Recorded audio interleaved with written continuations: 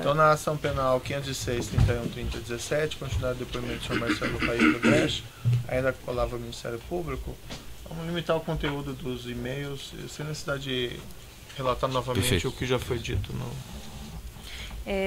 O PDF agora 19, uma mensagem de Paulo Melo para o senhor do dia 29 de setembro. Marcelo, ainda não foi possível fazer escritura, amanhã deve ser feito um instrumento particular de pagamento do imóvel, está claro para os interessados que o risco é deles. Ele informa amanhã, abraços também uma continuação dessa sequência de tratativas. Dia 29 de setembro, informação do senhor Paulo Melo para o senhor de que o imóvel foi comprado hoje, via contato particular e efetuado o pagamento. A informação sobre o pagamento. Exatamente, já atualizando a compra.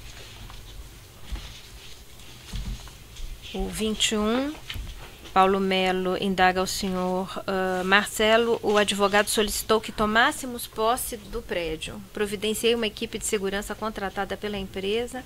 Há um alinhamento de quais serão nossas responsabilidades?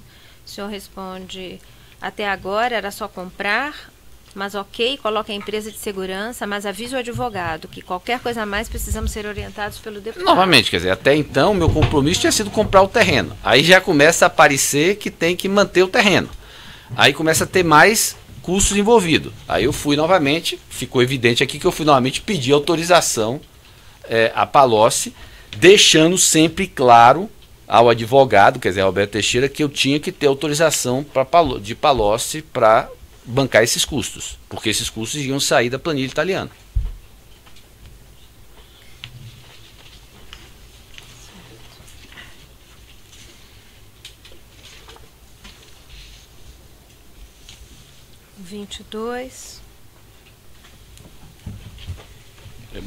É a mesma coisa, ele me atualizando. Melo pede contato para atualizar.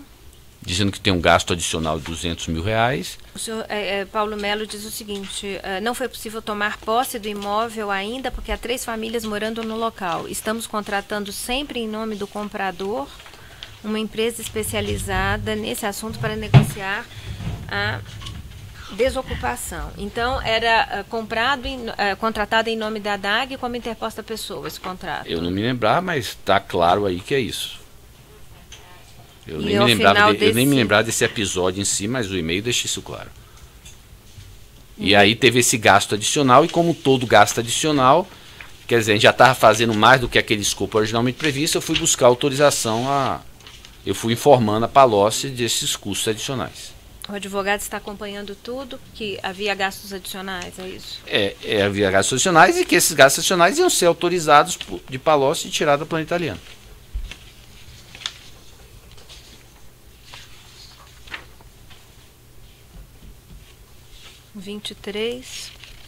Paulo Melo para o senhor. Marcelo, fui procurado por José Carlos Bonlai, hoje por José Carlos Bonlai. Ele deseja retomar rapidamente o assunto de reforma à construção do Instituto. Me comunicou uma expectativa de prazo bastante desafiador para a inauguração, maio de 2011. Aí veja bem, antigamente o escopo era só comprar. Depois passei a comprar e manter. Aí José Carlos Bonlai já apareceu para Paulo Melo com essa história da gente evoluir na reforma e construção, ou seja, mais custo, mais investimento, tem até a questão de buscar arquiteto. Então, nesse momento, eu já pedi orientações. Quando eu já pedi orientações ao Palocci, porque vai ter mais essa quantidade de gastos que vai sair da planilha italiana. Paulo Melo, nesse e-mail, ao final diz, pedi também a José Carlos Bonlai, né, que alinhasse o assunto internamente. Aqui ele claramente está dizendo para Bonlai alinhar com Roberto Teixeira, com Lula. Ou seja, eu vou buscar a orientação de Palocci e José Carlos Bonlai. Ou seja, o Paulo Melo aqui está claramente dizendo que isso não pode ser feito como iniciativa de Bonlai. Ou seja, que Bonlai alinhasse esse assunto internamente, Roberto Teixeira, Lula, e eu, por minha vez, ia pedir autorização a Palocci.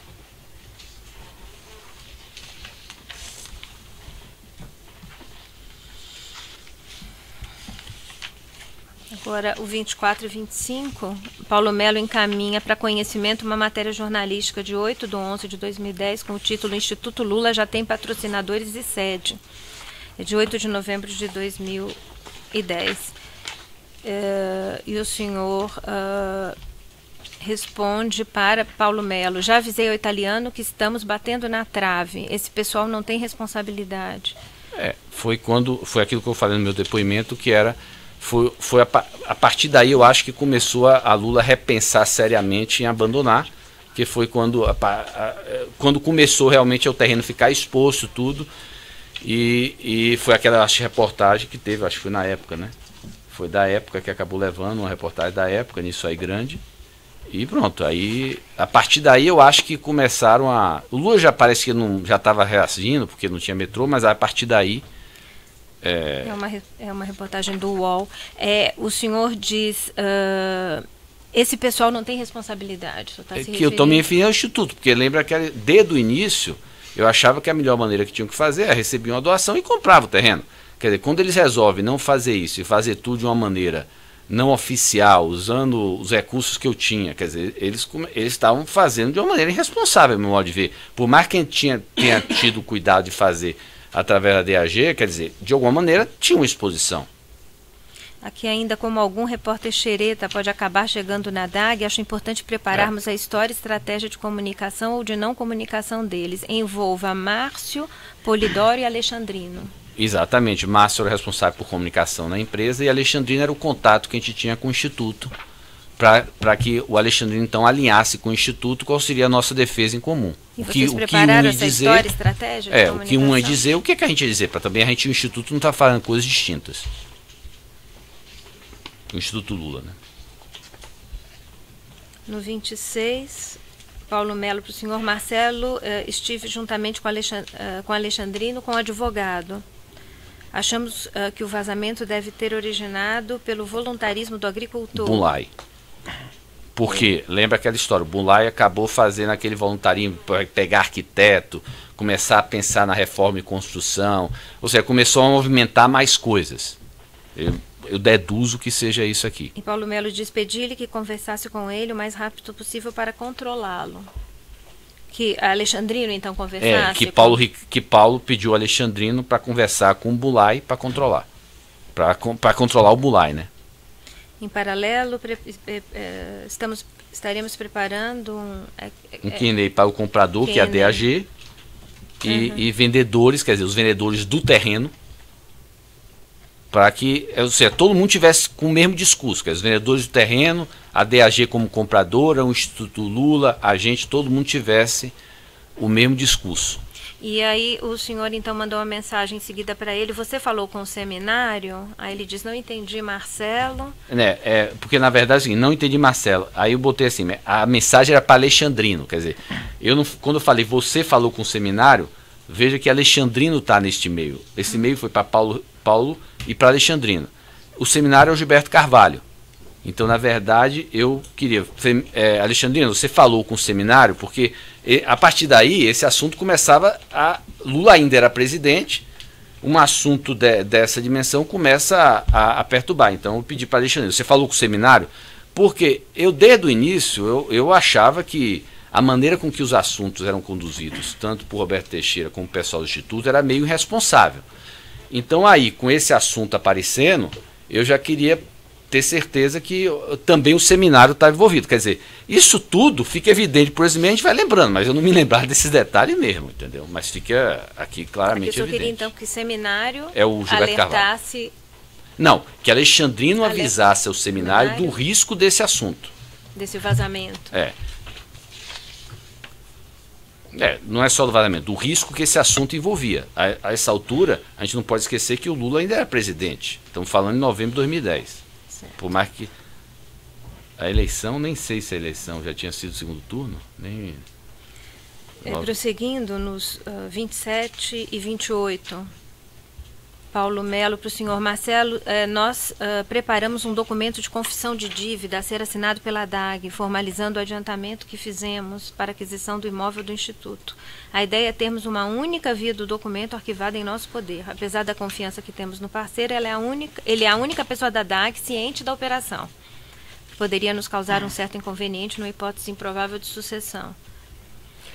Eu não me lembrava também nem desse documento, mas claramente como a gente antecipou aquele dinheiro para Dermeval, se buscou uma maneira de assegurar que isso era formalizado de alguma maneira, porque deve uma pessoa de confiança, mas vai que acontece alguma coisa com ele, ficou evidente como é que isso ia ficar lá na frente, entendeu?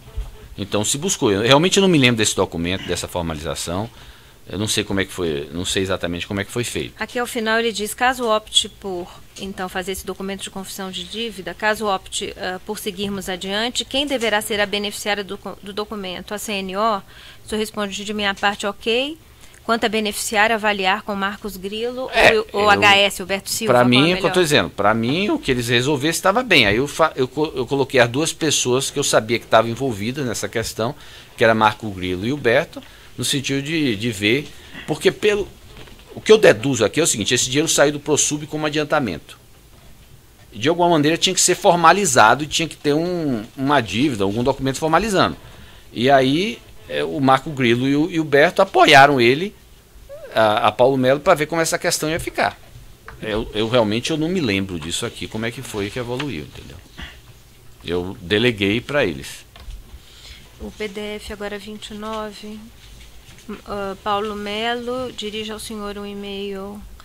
Marcelo, fui procurado pelo pecuarista hoje, ele irá providenciar a devolução dos recursos conforme acordado anteriormente. O senhor diz, me esqueci de lhe falar, foi o que combinamos na sexta. Eu até, primeira coisa eu procurei, quando eu disse foi o que combinamos na sexta, eu pensei, eu combinei na sexta com o Bulay ou com o Palocci. Aí eu fui buscar os registros da minha agenda.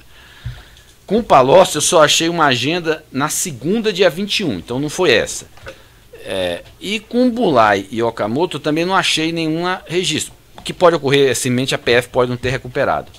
Não me lembro. Agora, fica claro para mim, pelo que se deduz, que o Bulay estava devolvendo provavelmente aqueles recursos daquele negócio do arquiteto.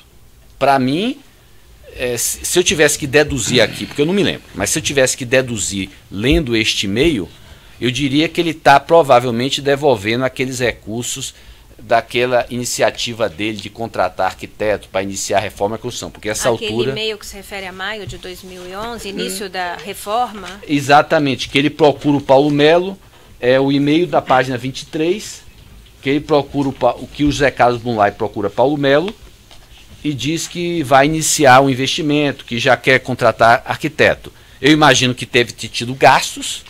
E aí, em fevereiro de 2011, quer dizer, nós estamos falando 3, 4 meses depois, eu imagino que seria. Mas aí eu acho que a pessoa para dizer, eu não me lembro, Paulo Melo provavelmente se lembrou, deve lembrar, porque eu não me lembro que exatamente essa devolução foi isso. Agora, passando para o 31, Paulo Melo para o senhor. Sempre cópia para o Paul Altite. Marcelo, estive na última quinta-feira com o nosso parceiro no assunto do imóvel no Ibirapuera. E ele comentou comigo da possibilidade alinhada com você de provisionarmos custos adicionais de manutenção entre 1 milhão e 2 milhões. É de 13 de junho, né, de 2011, esse e-mail. No orçamento original do empreendimento já havíamos provisionado os custos de manutenção necessários até o final de 2011. Só precisaremos de recursos adicionais se o período de espera for superior a esta data ou se forem necessárias despesas extras. Você quer que eu providencie este provisionamento adicional com o apoio de HS? Eu acho que o parceiro não precisa aqui... provisionar, desculpe. Basta avisar HS caso precise este gasto adicional. Esse parceiro aqui, com certeza, eu acho que está falando da Dermeval. Quer dizer, o parceiro Dermeval teve esse custo, quer dizer, acabou se prolongando, ia ter esse custo adicional, e eu disse, olha, você vai e desconta de HS. E se avisar HS é porque vai ser feito pelo setor de operações estruturadas? Pela planilha italiana, né? Não é necessariamente pelo setor. Lembra, nesse caso aqui eu estava me referindo à planilha italiana. E não ao uso do setor? Não, porque é como disse, a planilha italiana, nem tudo que saiu da planilha italiana saiu de maneira não oficial, pelo setor de operações estruturadas. A planilha italiana tinha vários gastos oficiais, inclusive, por exemplo, se teve um ressarcimento aqui oficial, foi oficial, mas foi pela planilha italiana, eu fiz bônus, então tem muita coisa, aqui se refere à planilha italiana. Certo. Agora já quase encerrando, no 33 e 34. Paulo Melo, para o senhor Marcelo, o assunto Instituto está evoluindo para a venda do imóvel atual e compra de um outro, por solicitação dos interessados. Estamos apoiando Alexandrino na identificação e negociação de novo imóvel. Aparentemente não serão necessários recursos adicionais para a operação, pois é provável que o fruto da venda do primeiro imóvel seja suficiente para a aquisição do segundo. Mas talvez haja, no entanto, um descasamento de prazos, pois é possível que a venda ainda não esteja concretizada no momento da compra. Pedi a Alexandrino para atualizá-lo a respeito do assunto. Foi aquilo que eu disse. Por iniciativa lá, não sei de quem, de Paulo Melo, de Alexandrino, ou do Instituto, eles desistiram e começaram a procurar um segundo imóvel. E aí a ideia era vender o primeiro e com o dinheiro pagar o segundo. Então, se o fruto da venda do primeiro imóvel vai ser suficiente para a aquisição do segundo, então não haveria entrega de valores à DAG. Exatamente, porque ele receberia pelo primeiro e com esse valor ele pagaria o segundo. Mas acabou não correndo, a gente acabou, que eu saiba, não comprou nenhum segundo terreno para o Instituto. Entendeu? Eles acabaram desistindo da ideia como um todo. Mas o valor, então, dessa venda da DAG... Esse retorno da DAG para... Não, a ideia quando eles desistiram, eles não desistiram do Instituto Lula. O que eles desistiram inicialmente foi daquele terreno. Pelas complicações, quer dizer, ou pela reportagem da época, ou por não ter metrô na porta, por várias razões. Então desistiram. E aí começaram a avaliar um segundo terreno, que o Paulo Melo e Alexandrino começou a acompanhar mais de perto. A partir desse momento eu realmente já não estava mais acompanhando de perto, mas a ideia era que se eles encontrassem o segundo terreno, os recursos da venda do primeiro comprariam o segundo. Talvez não precisasse dinheiro novo. Mas aí esse segundo, que eu saiba, acabou não tendo nenhum segundo. E aí, pronto. Acende a acusação. Só um esclarecimento, Marcelo. Nessa análise que tu fizeste do notebook que tu recebeste da PF, ou da cópia dele, tu identificou alguma mensagem que tu não reconheceu, algum documento que pudesse não ter sido teu, introduzido, alguma coisa, ou todos os documentos que tu verificou te pareceram ser da tua lado? Não, todos os documentos que eu achei eram meus, quer dizer, podia até não ter lembrado na época da colaboração, ouvi aqui, às vezes não lembrar, mas claramente todos os documentos que estão no computador que eu encontrei até agora foram escritos por mim, ainda que eu não me lembrasse dele. Eram claramente escritos por mim. Você percebe quando o documento é escrito por você, mesmo quando você não lembra dele. Muito obrigado. Acende a acusação? Tem alguma indagação? A defesa de Cláudio Costa Marques tem perguntas? Tem. Podem ceder, por gentileza, o lugar perto ao microfone para o defensor?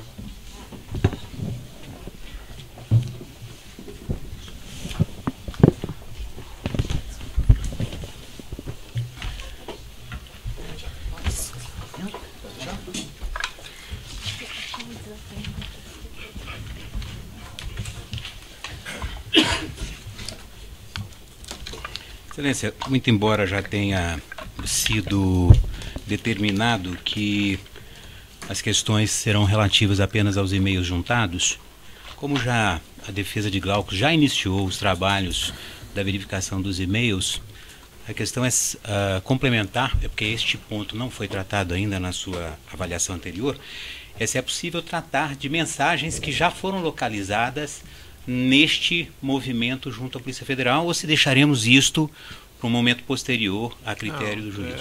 Agora que ele vai ser ouvido. Se tiver alguma mensagem. Ok. Bem, de qualquer modo, vamos ainda complementar, senhor Marcelo, as questões relativas às mensagens que o senhor já juntou. O senhor mencionou que essa devolução a que se refere Paulo Melo, numa mensagem trocada entre o senhor e Paulo Melo, o senhor não se recorda com precisão do que se trata, mas é possível que esta devolução se refira a pagamentos que possam ter sido realizados a Glaucus, segundo alguma perspectiva que o senhor tenha? Eu acho difícil, porque, veja bem, eu não me recordo de ter escutado sobre esse assunto de Glaucus, sobre o assunto de apartamento, até ver a denúncia. Então, eu só tomei conhecimento que esse assunto acabou. Uma parte do dinheiro que a gente pagou ao terreno, pagou os vendedores, acabou parando na mão do Glaucus, eu só soube disto através da denúncia. Procurei, podia ser uma coisa que na época eu não prestei atenção, procurei registro para tudo que era lá no meu computador. Não tem nenhuma referência de que na época eu tomei qualquer ciência de que havia esse assunto. Nem o nome Glaucus, nem o assunto do apartamento. Então, eu deduzo que essa devolução aqui foi aquilo que eu falei. Eu acho que foram aqueles gastos com o arquiteto que o Bunlai quis antecipar, e quando o assunto não evoluiu, ele estava combinando de devolver. Mas isso o Paulo Melo vai poder esclarecer, porque eu não me recordo. Bem, eu vou pular já para a questão, aí já entra para os e-mails que foram identificados. O senhor ou a Odebrecht estabeleceram outros negócios com José Carlos Bunlai ou Roberto Teixeira, para além dos temas relacionados ao Instituto Lula?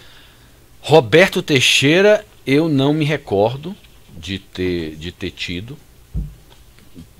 Pode ser alguma coisa que ele procurou a gente para procurar alguma coisa, mas eu não me lembro, tá?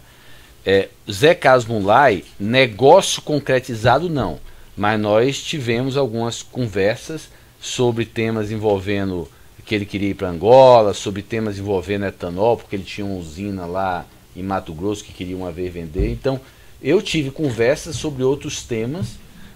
Ele defendia o Grupo Pertin, então eu tive alguns contatos com o Bunlai sobre outros temas de interesses,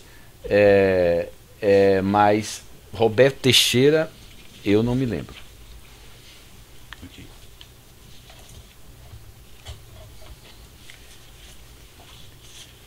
Excelência, tem mais perguntas? As outras defesas têm indagações? Tem? Podem, por gentileza, ceder o espaço para o defensor?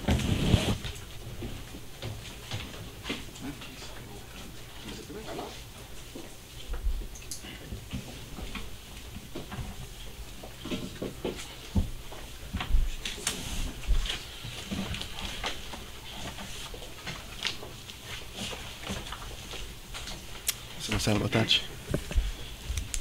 Para a defesa de Paulo Melo, eu gostaria de perguntar ao senhor, as tratativas para o Instituto Lula se iniciaram por volta de julho de 2010, é correto essa afirmação? Julho de 2010, foi mais ou menos a época que eu me lembrava. Isso. E os e-mails confirmam. Perfeito. Nessa época o senhor mantinha algum relacionamento pessoal com o senhor Demerval? Sim, social? Demerval eu conheço fui colega dele desde o jardim de infância. Perfeito. Nesse período, o senhor teve algum diálogo com ele, trocou alguma informação sobre como seria a estrutura desse negócio Instituto Lula? Não. Com o Demerval eu sempre tive o cuidado seguinte: o Demerval desenvolvia alguns negócios com a organização como subcontratado, tá certo? Uhum. E qual era o alinhamento que eu tinha com ele? A gente podia conversar sobre superficialmente, mas eu não entrava no mérito, discutir detalhes dos temas com eles, até porque ia acabar dando um telefone sem fio com os executivos. Então, ele daqui a pouco ia dizer: Marcelo, eu acertei 20, ia recorrer a mim. As pessoas sabiam que ele tinha relação de infância comigo. Então, minhas discussões com o Demerval ficavam num campo mais superficial. Então, por exemplo, é como eu falei no depoimento, eu me lembro de ter conversado com o Demerval sobre essa questão que a gente estava comprando, que ele compraria esse terreno para o Instituto Lula, faria, mas eu não entrei em detalhe com ele sobre a estrutura, sobre isso e aquilo, exatamente não porque era esse assunto, porque eu não costumava entrar em detalhe com ele para não entrar em choque com o executivo que tinha acertado com ele os detalhes.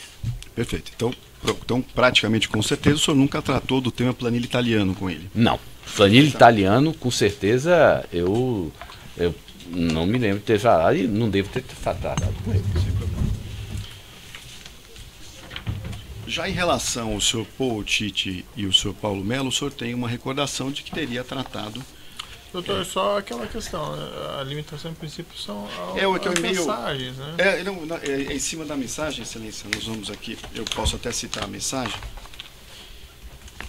já digo aqui para o senhor, que é justamente a planilha italiana e pagamento de 3 milhões de reais, é o evento 1535 aqui, folha 7 e 8.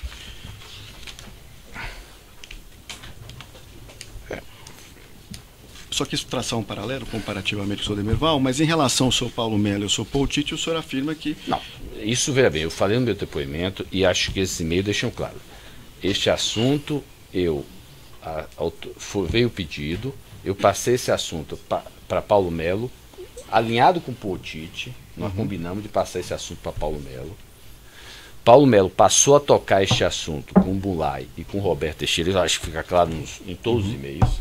Eu era atualizado, sim. À medida que tinha novas demandas de recursos, ele falava comigo, eu autorizava isso com o italiano. Quando tinha dificuldades, tipo a questão do risco, eu ia e consultava o italiano, quer dizer, o Palocci, quer dizer, e eu avisei a ele e a Potiti que esses recursos iriam sair da conta que eu tinha com o italiano. E fica evidente aqui, pelos meus, não preciso mais nem falar, que foi isso que aconteceu. Então, justamente sobre esses e-mails aqui, eu queria perguntar para o senhor se não há uma pequena divergência, talvez algum lapso. Toda vez que o senhor se comunica aqui com o setor de operações estruturadas, Paulo Melo e Potiti não estão em cópia quando o senhor usa a expressão planilha italiana. Não, veja bem, eu estou perguntando sobre o fato concreto, né? Eu nunca usei esse termo, vamos deixar claro. Planilha em italiana? nenhum lugar, planilha italiana. Não, mas está aqui no e-mail. Não, planilha italiano eu nunca usei. Certo. O que deixa claro é o seguinte, eu tinha uma conta com HS que debita de 3 fontes distintas, que é aquela. Aí eu tenho vários e-mails que diz a Paulo, Paulo, vou buscar autorização do italiano. Quer dizer, fica evidente aqui que ele sabia. Obviamente que fica ainda mais evidente até pelos outros e-mails que eu juntei no dia 28, que foram indeferidos, mas está aqui. Mas todos esses e-mails aqui, a essa altura do campeonato, se alguém me diz que o Paulo não sabia que era da planilha italiano, aliás, pelo contrário, os e-mails deixam claro que ele falava com o Bulay e com o Roberto Teixeira, que os pagamentos tinham que ser autorizados pelo Palocci. Os e-mails deixam claro isso, eu vou além. Excelência, aqui um e-mail, na verdade, esse evento 1535, folha 7 e 8, eu queria pedir a Vossa Excelência como proceder. Ele tem uma narrativa parcial. Na ação penal 5.021.365, evento 466, anexo 3, aí nós temos essa troca de e-mails na íntegra, e em nenhum momento, quando se fala de debitar a planilha italiana, Paulo ou Potiti são copiados, sempre de forma segmentada. É só esse detalhe que eu queria esclarecer com o senhor. Eu volto a afirmar. E queria só, Excelência, pedir a juntada dessa documentação, porque eu acho que é uma pequena divergência, mas é uma divergência importante, a bem do que Paulo sempre disse, de que nunca teve... argumento, doutor, novos documentos, assim, são complicados. Mas é que, na verdade, nós temos novos documentos aqui opostos que estão parciais. São os mesmos documentos, mas numa cadeia de... Eu vejo no termo, né? Perfeito. Eu acho importante esclarecer o seguinte. As comunicações... Posso só entregar a Vossa Excelência? A gente buscava... Daqui a pouquinho? Aí vai ficar no termo, se for para juntar, vai ser por juntado eletrônico. Perfeito. Só para manuseio, se o senhor quiser ler, se a doutora procuradora também, se o senhor quiser, o senhor Marcelo está à disposição. Olha, aqui. Eu acho que pode deixar claro o seguinte. Primeiro, nenhum lugar tem planilha italiana. Esse termo não se usava. O que ficava claro é que eu tinha uma conta com Palocci, que essa conta era administrada por Hilberto, e essa conta tinha que se buscar autorização do italiano. Então, aqui eu tenho vários e-mails onde Paulo sabe, e eu estou dizendo, Paulo, italiano, quer dizer, olha aqui, já avisei ao italiano, é Paulo Melo. Todos os e-mails, já pedi orientações. A única coisa que eu não consegui entender, se eu puder me ajudar, por que ele não fala direto com o Hilberto? Ele fala, debita no italiano. Não, ele falou. Ah, ele falou para debitar direto? Está aqui. Não, veja bem, é o início. É só esse detalhe. Por isso que eu quero dizer. Pronto, você chegou no ponto. Isso. Esse é o único e-mail que aparece. Este é o único e-mail 7, 8, perfeito, que aparece. E olha que eu pesquisei todos os e-mails. Perfeito. Nesse 7, 8, que foi o primeiro pagamento, ele buscou minha confirmação. Então, veja bem, ele manda para a Bira, que é quem cuidava da parte de alocação gerencial, e para Hilberto, Louveira, Potiti e tudo, os pagamentos. Aí ele pergunta para mim, para eu confirmar com o Hilberto, para onde é que vai esses pagamentos. Aí eu autorizo. Este é o único e-mail que eu precisei autorizar. Porque a partir daí, eu já tendo autorizado este e-mail e autorizado o pagamento, todos os outros pagamentos para o Beluga, que foi para o Instituto Lula, passou a ser autorizado diretamente por ele, porque essa altura do campeonato, Gilberto já sabia que ele tinha a minha delegação para tratar desse assunto. Então, o único e-mail em que eu precisei autorizar foi esse. A partir daí, bastava ele falar comigo e perguntar assim: Marcelo, eu posso gastar mais 200 mil? Eu dizia: vou consultar o italiano. Aí, quando o italiano confirmava, eu dizia: pode. Aí ele mesmo procurava Gilberto e ele autorizava. Tanto é aqueles documentos do Drauzio Moreira que aparece o Louveira entregando o documento. Então, a partir daí, eu não precisei autorizar mais nada, porque ele já tinha, é assim que funcionava, ele já tinha delegação para tratar desse assunto. Certo. Então, ele mesmo cuidava desse assunto. Só para finalizar essa questão, que vai ser a única, Excelência, nós estamos aqui, esse evento 1535, folha 78, essa troca de mesa datada de 9 de setembro, o projeto Instituto Lula, pelo que o senhor mais ou menos se recorda, começou em julho, né? Se ele já sabia que era italiano, por que ele pergunta? O custo referente a esse projeto, Marcelo, será deputado em alguma UE específica? É porque a conta italiana não é um UE. É importante dizer. A conta italiana, ela tem, do ponto de vista, ela tem 3 fontes. Então, ela vai ser debitada. Não existe assim. Quando você vai lá para o sistema nosso inicial, com unidade, o E é unidade, na verdade é o A. Deve estar aqui, é unidade de acompanhamento, que é um centro de resultado. Não existe um centro de resultado na empresa que é conta italiana. O que existe é alguém que absorveu esse custo da conta italiana. Então, este dinheiro sairia de uma das 3 fontes que está em cima. Esse detalhe, o Paulo Melo não sabia.